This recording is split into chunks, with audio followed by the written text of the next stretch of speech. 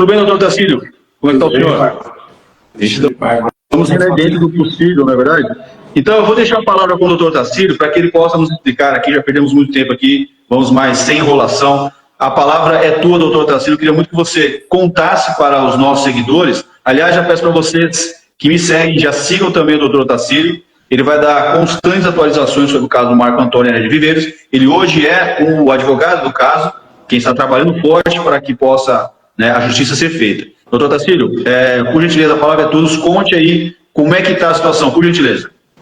Novamente, eu gostaria de cumprimentar você, Alexandre Paiva, e a todos os seus seguidores, e dizer que, representando o Marco Antônio Herédio, eu tenho aqui a obrigação até de trazer alguns pontos novos aí, de esclarecimento deste caso.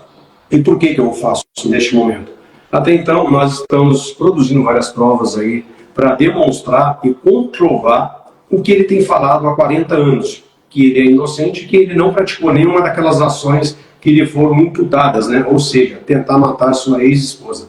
E isso gerou processo e tudo mais. Então, nós, até a última live que a gente fez e os documentários que a gente fez para o Brasil Paralelo, nós apontamos várias ilegalidades, várias falhas que existiam no processo. Só que esse processo eu estou com ele há 2 anos, fazendo um estudo muito minucioso e com muito cuidado. Por quê? Esse fato gerou a lei que hoje conhecemos como Lei Maria da Penha. Ou seja, a Lei 11.340 de 2006 é uma lei que foi criada a princípio para proteger as mulheres no âmbito familiar. Porque nós tínhamos tratados internacionais e o Brasil não tinha nenhuma lei nesse sentido. Diante disso, embora seja uma lei muito valiosa, essa lei também tem ocasionado hoje algumas discordâncias de raciocínio e de entendimento. Inclusive você mesmo, pai, está sofrendo com alguns pontos aí, né, dessa lei que está afetando a sua vida e a da sua família, né? E pior de tudo, né, o Marco também está sofrendo agora. Então, essa live hoje ela tem a função de trazer ao povo várias informações importantes. A primeira delas é a seguinte: no ano passado, diante de várias dúvidas, quando eu comecei a atuar efetivamente na defesa do Marco, nós fizemos algumas diligências lá em Fortaleza, porque nós temos no nosso ordenamento jurídico, inclusive o Estatuto da OAB, ele regulamenta, né, e deixa a possibilidade de se criar regras de uma investigação defensiva. O que é isso? Isso aí, existe um provimento dentro da Ordem dos Advogados do Brasil, federal, do Conselho Federal, determinando uma regra que a defesa ela pode produzir provas defensivamente. E neste caso específico, nós temos um processo que, a princípio, ele já foi julgado, condenado e transitou em julgado. O que significa isso? Uma vez que um processo ele transita em julgado, em tese, a lei diz, não caberia mais recurso. Então a pessoa passa a ser o réu, ele passa a ser condenado. Então isso gera várias consequências à pessoa que sofre essa sanção do Estado. Mas o Estado, a lei processual penal, o artigo 621 do Código de Processo Penal, ele deixa uma condição muito clara para qualquer um. Se você for injustiçado e tiver condições de demonstrar um erro do Estado, ou um erro de provas, ou testemunhas novas, ou fatos novos, ou mesmo demonstrar que todo julgamento ele foi eivado de ilicitudes, houve erro ali, inclusive de interpretação, então ele deixa 3 hipóteses claras para você ajuizar uma ação de revisão criminal. Mas para você ajuizar essa ação de revisão criminal, que não é uma coisa tão simples, até porque você tem várias instâncias no procedimento correto, normal de um processo, né? Você tem a primeira fase do inquérito, depois você tem a fase, no caso do júri, que é esse processo do Marco, ele foi acusado de uma tentativa de homicídio contra a ex-mulher. Mas ele era investigado, a princípio, por uma tentativa de latrocínio, onde ele e a esposa, né, eram vítimas. Só que quando começa com a instrução processual, ali se tem a primeira fase do júri, que é o juízo de admissibilidade, onde o juiz vai dar uma sentença e determinar que ele vá para o júri ou não. Depois você tem a segunda fase do júri, que é efetivamente o julgamento, onde os 7 jurados vão decidir se ele é culpado ou não. Depois disso, você tem direito a recursos à instância superior, no caso o Tribunal de Justiça do Ceará.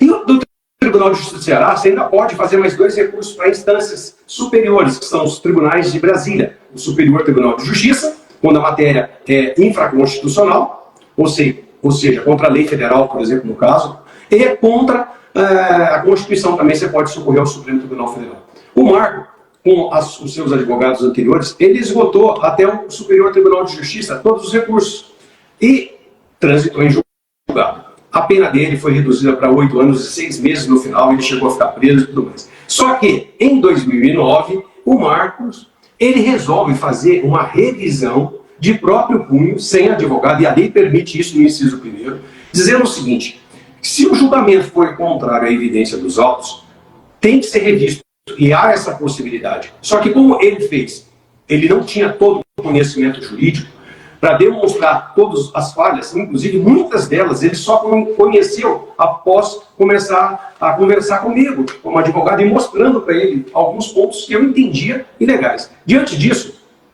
só que como ele entrou com esse recurso de revisão e foi indeferido, esse recurso não permitia mais uma nova revisão com base nesse mesmo fato. Pois bem, como nós fizemos no documentário, identificamos várias falhas nas provas periciais, e, além disso, tivemos também provas novas que podem, hoje, autorizar a reabertura dessa análise judicial através da revisão criminal, o que a lei diz e a jurisprudência dos tribunais brasileiros já pacificaram. Você não basta só mostrar, ó, teve um laudo pericial, como nós identificamos lá, assinaturas do laudo pericial que está no processo eletrônico, digitalizado, é diferente daquela que nós identificamos lá, que é aquele que tinha as lesões no queixo dele, na mão e no pescoço. Só que isso são perícias que estão nos autos. Só que essas perícias não geraram a comprovação agora dessa falsidade ou não. Então nós temos que ajuizar a ação de produção de prova na justiça aonde foi processado o feito. Então, nós entramos com uma ação o ano passado, buscando a comprovação dos erros e comprovação se existiram ou não ilicitudes nessas provas que estão no processo. Diante disso, essa ação está parada há 2 meses aguardando uma solução. Agora vamos lá, vamos voltar um pouquinho, só para vocês entenderem. Para essa ação ter prosseguimento, nós fomos, inclusive você esteve comigo, pai, lá em Fortaleza, no ano passado, nós estivemos no Instituto de Criminalística. Pessoalmente, eu ingressei, inclusive, com um processo administrativo para ter acesso à prova oficial, o exame de corpo de delito realizado no Marco Antônio, na época dos fatos. Só que deram uma canseira na gente e acabaram não fornecendo uma segunda via do laudo oficial que está lá. Então, isso já impediu que nós sanássemos essa dúvida. Se é um órgão público tem a obrigação de fornecer ao titular do direito, no caso o Marco, poderia. Eu estava com procuração do Marco para solicitar tal documento. O Instituto Criminalístico arrumou várias desculpas e não forneceu.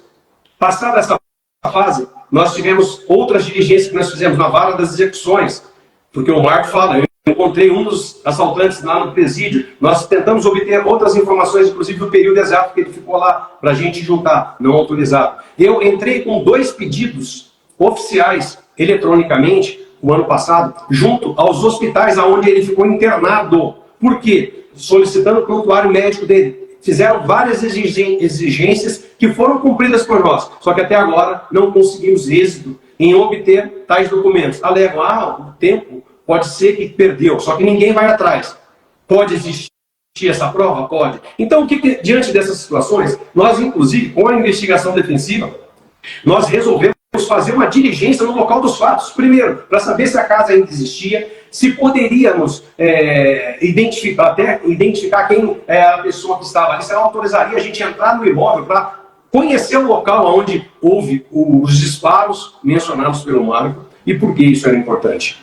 Exatamente porque há possibilidade também de se reproduzir uma prova judicial, pericial, no local. Então, quando nós estivemos lá, imediatamente identificamos que ali não morava uma senhora que disse que era parente da senhora Maria da Penha. E naquela oportunidade nós deixamos muito claro que nós estávamos ali não sabíamos de quem era a casa e por que isso é importante. Porque este fato foi usado recentemente, o ano passado, contra o Marco, como se ele estivesse tentando intimidar alguém. Isso não é verdade.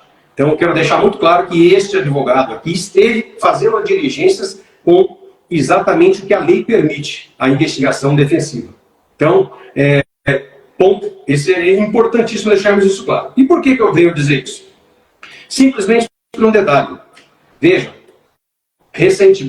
logo depois que a gente esteve lá, chegou-se ao conhecimento da senhora Maria da Penha que nós estivemos lá. Por quê? Nós questionamos, e a pessoa que morava na casa parece parente da senhora Maria da Penha. E diante já de um fato pretérito, onde você mesmo já foi notificado por uma ação civil pública que o Instituto Maria da Penha moveu contra você, pai. Então, essas informações foram levadas ao Ministério Público e, através de um requerimento do Instituto Maria da Penha, foi agora deferida uma medida protetiva contra o Marco Antônio Herédia Viveiros. E aí que esse é um fato muito relevante para trazermos à tona agora. Pera, pausa, segura. Quer dizer, então, que a dona Maria da Penha pediu uma Maria da Penha contra o Marco Antônio Herédia Viveiros. É isso mesmo que eu estou entendendo? Então, e inclusive foi juntado nos autos lá informações, né, dessas diligências que eu pratiquei legalmente. Então, como é um processo que ocorre em segredo de justiça, eu não vou poder falar muita coisa. Mas o que eu posso dizer e deixar muito claro, o que aconteceu em Fortaleza foram diligências da defesa técnica para a produção de provas, para fins de instruir uma ação nova de produção de prova perante o contraditório com o Ministério Público para comprovar ilicitudes possíveis identificadas por nós perante o contraditório para dar base para que possamos ajuizar a ação de revisão criminal como determina o artigo 621 do Código de Processo Penal. Então, vamos lá. Então, agora, eu queria só explicar, o doutor Tarcísio é um homem muito preparado, técnico, né? Então eu vou aqui, né, deixar bem claro. Basicamente, de tudo que o doutor Tarcísio nos transmitiu agora, a informação é que por conta da nossa ida até Fortaleza, para levantar, né, fazer os requerimentos dos órgãos públicos, né, e tudo mais para que o processo pudesse ser reaberto, isso gerou uma Maria da Penha, sendo que o Marco Antônio, que é a pessoa que recebeu essa protetiva, não esteve nem na cidade, não esteve nem próximo dela, e há mais de 20 anos que não chega próximo dela, e ela conseguiu uma medida protetiva contra ele, é isso mesmo? Marco, o Marco, só para você ter uma ideia, pai, e os seus ouvintes, ele tem trauma daquela cidade. Por quê? Ele sofreu demais lá, muitas perseguições. Ele não quer nem passar perto de Fortaleza, porque lá ele só viu injustiças, e tantas injustiças praticadas desde a fase do inquérito, na fase judicial. Ele sofreu perseguições absurdas, inclusive com indícios veementes de atos que não poderiam ter sido praticados por membros do próprio Ministério Público que estavam o acusando. E, só para chamar a atenção de vocês e mostrar, a partir de agora, eu, tecnicamente, pretendo começar a fazer algumas lives para começar a esmiuçar as ilegalidades deste processo como ninguém jamais viu. Ou seja, olha só o absurdo. O ano passado, nós estivemos no fórum pedindo para desarquivar o processo físico, certo? Sim. Nós solicitamos para o juiz a autorização de ter acesso ao processo físico. E, aliás, o Marco tem direito, porque ele é a pessoa ativa, ele é a pessoa que o caso é dele, né? O processo é dele, né? Posso ir além? Não só ele, qualquer advogado, qualquer cidadão, um processo findo, que não é segredo de justiça, qualquer cidadão, advogados então nem se fala, ele tem direito de desarquivar o processo para estudar e devolver o processo. A lei permite isso. E vejam, eu, advogado do réu, no caso condenado, nós solicitamos o acesso do processo físico diante daquelas várias ilegalidades e suspeitas de adulterações de provas que estão no processo digitalizado. Nós, inclusive, reforçando aqui, 2 dias antes da gravação do programa para Brasil Paralelo, um promotor de justiça do estado de São Paulo entrou em contato comigo e depois disso eu fiquei conversando com ele, mostrando algumas incongruências da prova pericial dos exames de corpo de delito, tanto do Marco quanto da dona Maria da Penha, os que estão no processo eletrônico digitalizado, a suspeita de que esses documentos sejam falsificados. Por quê? Porque o exame do corpo de delito do Marco, que ele tem a segunda via, que foi apresentada lá na Jovem Pan, em 2022, quando nós fizemos o 3 em 1, o programa do 3 em 1, lá o Marco tinha uma segunda via daquele exame de corpo de delito e ele colocou além do documento oficial. E naquela oportunidade, esse promotor, assistindo aquele episódio, ele identificou naquele documento as lesões da mão, do queixo, deixadas do enforcamento do Marco. Só que no processo eletrônico digitalizado, o documento que está lá, o exame de corpo de delito, não tem essas lesões, só mostra o tiro que ele tomou. Então, nós fomos atrás dessa prova, mas isso quando eu levei agora. Olha, pasmem, para vocês verem como que nesse documento eu estou expondo as ilegalidades, inclusive uma delas, agora eu vou dar um spoiler para vocês, que aí eu vou, mais para frente, numa outra live, começar a pontuar. Um dos promotores que atuou neste caso, atuou num julgamento, ele foi referido, inclusive, nas razões de apelação do primeiro julgamento do Marco, que acabou sendo anulado, que este promotor, ele não poderia ter participado daquele processo, ele teria que ter se dado por suspeito. O que é a suspeição? É quando um promotor, ele é impedido, ele tem um impedimento, mas ele não poderia participar como representante do Ministério Público. Por quê? Porque um promotor de justiça, segundo a Constituição, antes mesmo dele ser acusador, ele é fiscal da lei. O que significa isso? Fiscal da lei é o cursus legis, que a gente chama no direito, é o promotor, quando ele vislumbra e constata que o que ele fez, ou ele inicia uma ação penal e ele vai dar ali o parecer para processar alguém, se ele entender que no final da produção da prova, e por isso ele tem que ser imparcial, porque quando ele vai colher a prova e vai participar de um julgamento, ele não pode tomar partido algum, e um dos promotores não poderia ter participado. Aí, mais para frente, vocês podem ter certeza, vocês vão se assustar com o que aconteceu neste processo do Marco Antônio. Neste julgamento. O primeiro julgamento foi uma aberração. E eu ouvi isso de quem? Quando, naquelas diligências do ano passado, lá em Fortaleza, nós, inclusive, conhecemos o advogado do Marco, na época, que fez o segundo julgamento. Entendeu? E nós estivemos em contato com ele e ele falou, eu era um aluno de direito na época do primeiro julgamento e eu estava ali assistindo o que aconteceu. Aquilo foi um absurdo. Tanto é que, quando ele vai fazer o julgamento, ele pede para que não se repetisse o que aconteceu no primeiro julgamento. E como já era outro juiz que foi substituído, né, para o segundo julgamento, aí o pleito da defesa foi acolhido. Como, por exemplo, a vítima, a senhora Maria da Penha, no primeiro julgamento, estava sentada do lado do promotor de justiça no julgamento. Ou seja, uma cadeirante vítima dizendo e acusando ele, sentada do lado do promotor, do lado do juiz, da juíza na época.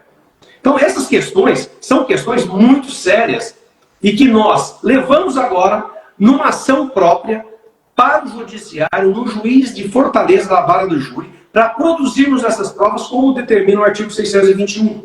E, pasmem, a representante do Ministério Público, que está atuando na vara agora, ela disse o seguinte, que era um absurdo que essa ação minha, promovida por mim, como advogado, no caso do Marco, era uma ação que deveria ser julgada arquivada. Simplesmente porque esse processo foi que deu origem à Lei Maria da Penha. Olha que absurdo.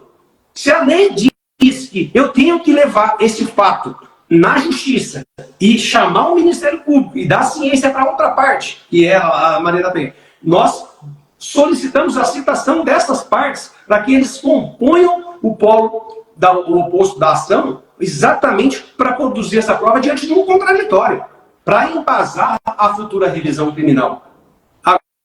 Agora, o Marco está sofrendo hoje uma medida protetiva de não poder se aproximar nem da senhora Maria da Penha, nem das filhas dele. Pois bem, o que ele queria era que as filhas dele voltassem a falar com ele. Porque ele... Peraí, agora a coisa ficou séria. Então quer dizer que a Maria da Penha, em conjunto com as filhas também, pediram protetiva.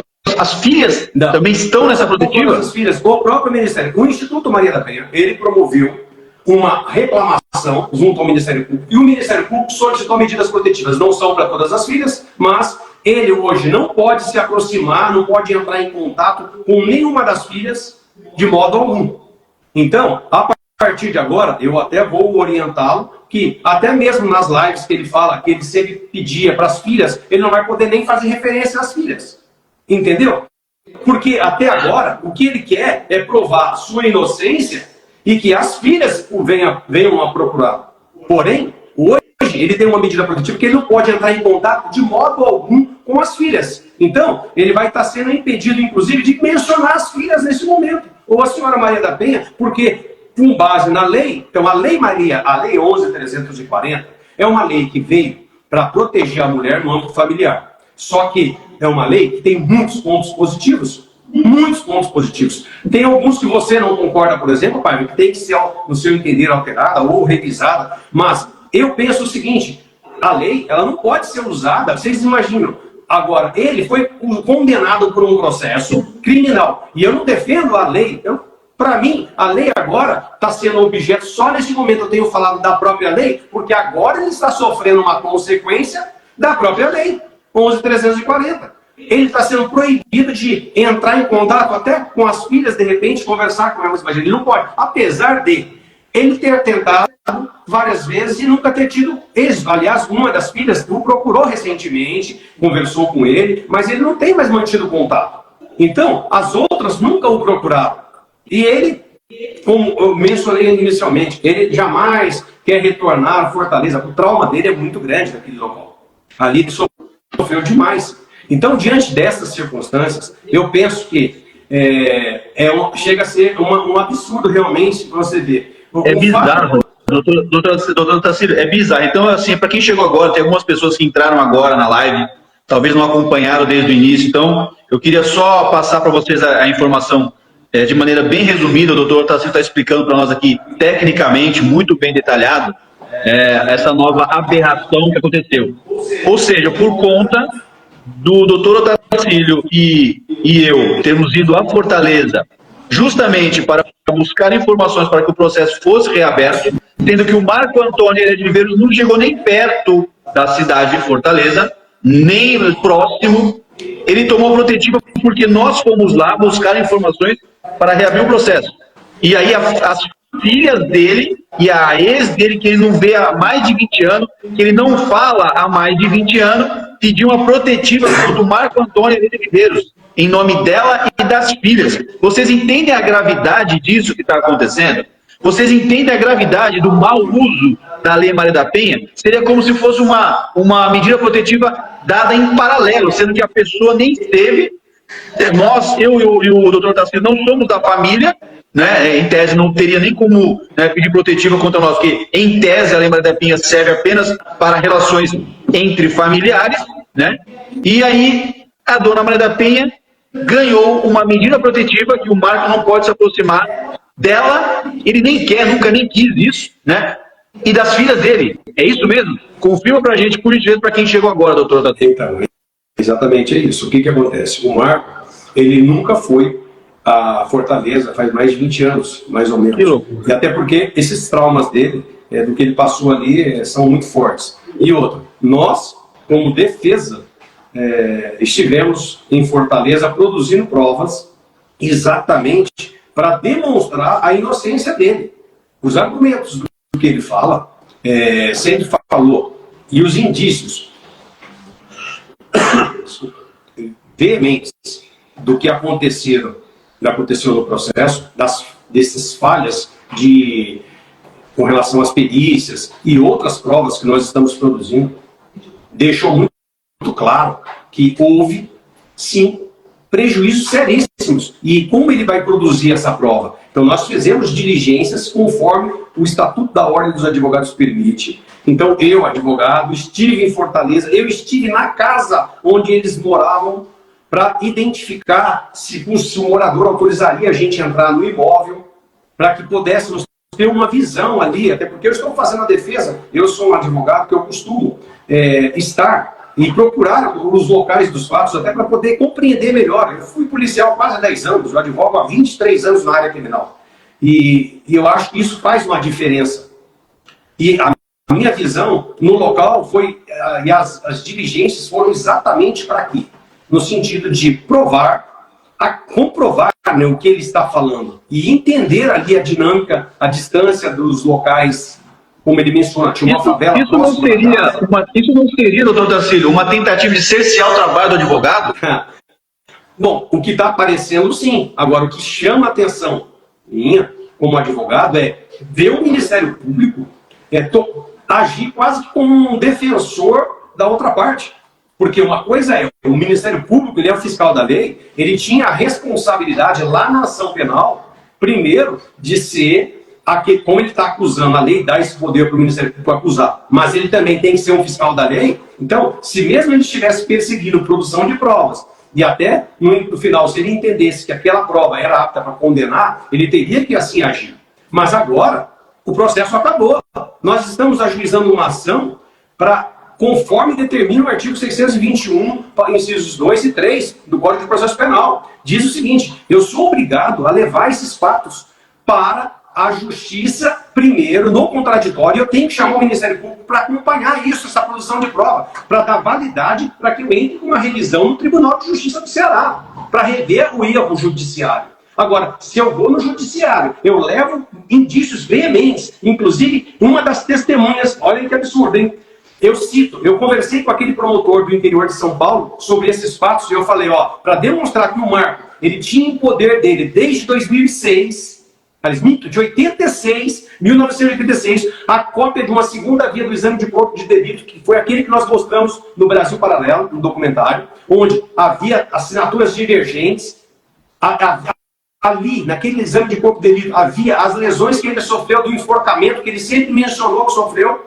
Então, se nós levamos isso para a justiça, inclusive o promotor de justiça que entrou em contato, que identificou que aquele documento ali não estava no processo, mostrando todas essas lesões, ele se prontificou. Nós requeremos a produção dessa prova pericial e requisitando agora, porque como eu fui impedido, como advogado, de ter acesso a essa prova, que deveria estar arquivada lá no Instituto Criminalístico de Fortaleza, nós solicitamos isso. Nós solicitamos que o Instituto de 2 hospitais do pronto-socorro que o Marco passou no dia que ele foi alvejado pelo bandido, ele toma um tiro que entra por aqui e sai pelas costas. Ele passou em 2 hospitais, então existem prontuários médicos.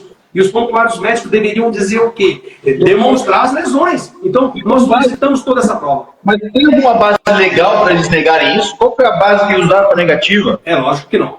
Por quê?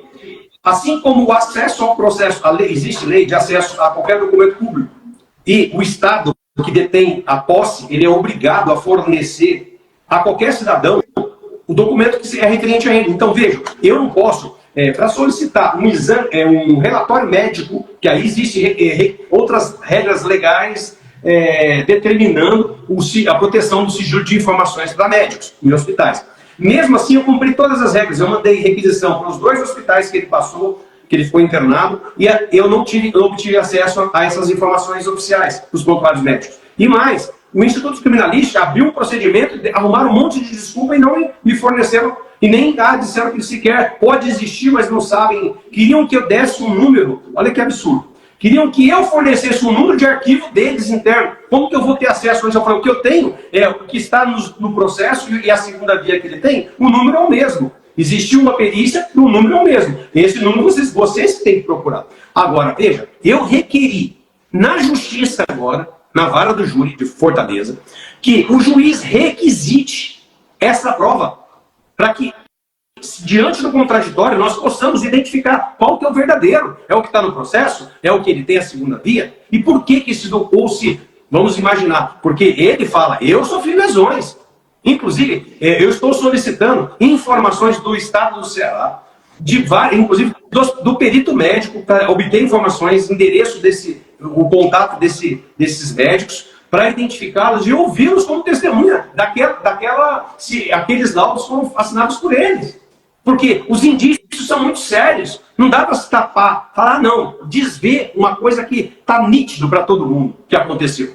Agora, vejam, o ano passado eu estive pessoalmente pedindo para o juiz ter acesso a um processo que está arquivado, que existe fisicamente. Eu fui cerceado desse direito.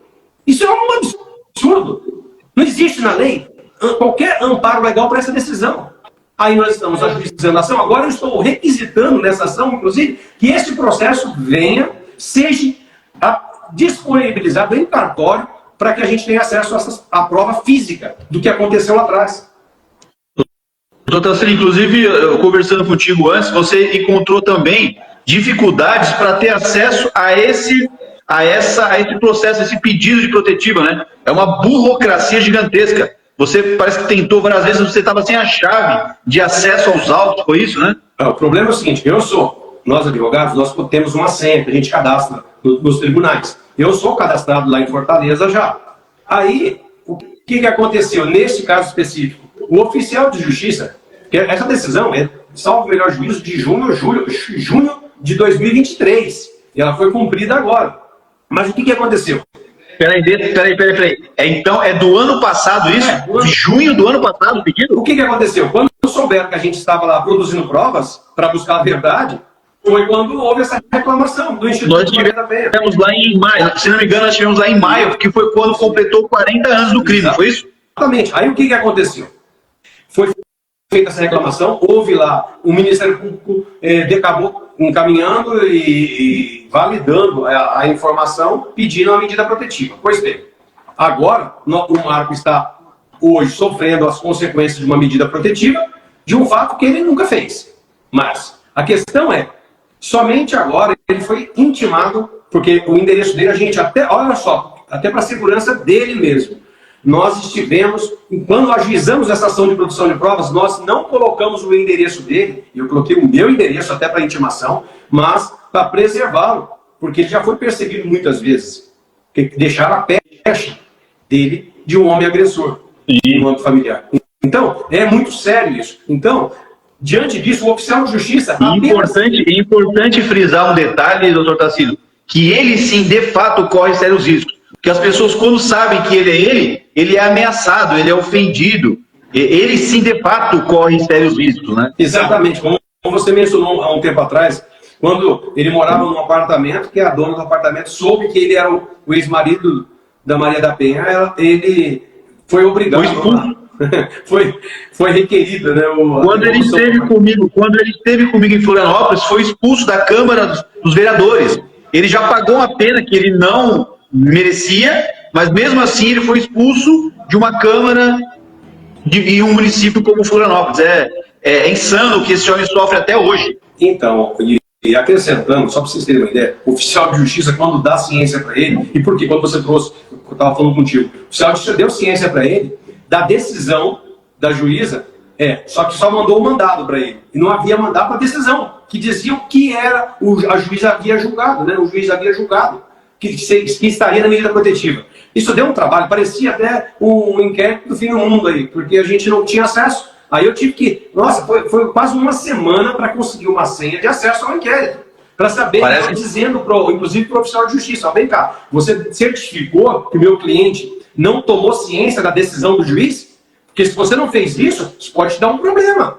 A realidade é, você tinha que ter entregue para ele o mandado, dizendo, tem um processo, e a decisão do juiz dizendo o que era a medida protetiva. Agora, nós tomamos conhecimento de que ele não pode ter acesso de jeito nenhum. Inclusive, vale para o outro lado também. O juiz deixou muito claro, nisso aí, pelo menos, o juiz foi muito sensato, que se houver alguma tentativa de entrar em contato com o Marco, a outra parte, que isso ele tem que nos avisar para a gente comunicar ao juiz. Porque uma das filhas já entrou em contato com ele recentemente, né? Alguns anos atrás aí. Mas a gente não sabe. Então, se isso acontecer, a gente vai ter que comunicar ao juiz. Agora, o correto hoje, o que está acontecendo? O Marco, ele está sofrendo uma retaliação, uma imposição de uma medida protetiva, porque ele está buscando provar a sua inocência. Ele está, através desse defensor, diante de todas as ilegalidades que nós identificamos, indo na justiça, mostrando e requerendo que a justiça e que o Ministério Público, um órgão que tem que ser imparcial, venha como fiscal da lei acompanhar a produção dessa prova, para validá-la a ser apta a justificar a revisão criminal. Eu digo, repito aqui, a revisão criminal é um instituto processual penal válido no Brasil para anular esse processo, essa condenação, tudo. A revisão criminal é um instituto processual válido. E nós estamos na justiça, indo à justiça com base no que é legal, requerer o que ele tem direito. Deixar bem pontuado isso. Simplesmente o Marco Antônio Heredia Viveiros, ele sempre falou, há 40 anos está dizendo, eu sou inocente, eu fui vítima. Aqui nós temos 2 vítimas de uma tentativa de latrocínio. E ele foi condenado por tentativa de homicídio. Isso é muito sério. E por erros do Poder Judiciário. Erro. Partindo na fase investigativa, nós temos erros seríssimos de policiais. Da segurança pública. Nós temos no Ministério Público totalmente parcial. E vocês, daqui para frente, vocês vão perceber por que esses erros vão mostrar que ele faz jus sim à revisão e a mostrar e conseguir comprovar na lei e na justiça que ele nunca atentou contra a ex-mulher. É isso. Cara, é insano. Então eu quero reforçar aqui, eu vi que algumas pessoas entraram agora, quero agradecer a todos que estão presentes. Eu vou aqui, né, passar a informação para quem chegou agora. Nós temos uma novidade que, dependendo do ponto de vista, é negativa, dependendo do outro ponto de vista, talvez nem tanto, mas a dona Maria da Penha, aquela que deu nome à Lei Maria da Penha, acaba não, que já é do ano passado, mas enfim, ficamos sabendo só agora, de pedir uma medida protetiva contra Marco Antônio Heredia Viveiros, o seu ex-companheiro, que não a vê, que não fala com ela há 30 anos, praticamente, quase 30 anos. Ela conseguiu uma medida protetiva em desfavor do Marco, em conjunto com as duas ou 3 filhas, que não sei exatamente, mas com as filhas dele, pedindo protetiva também. Inclusive, temos aqui agora a ilustre presidenta, Marco Antônio Heredia Viveiros, acabou de entrar aqui, também está nos acompanhando. Então, infelizmente, a notícia que eu tinha para dar para vocês hoje era essa.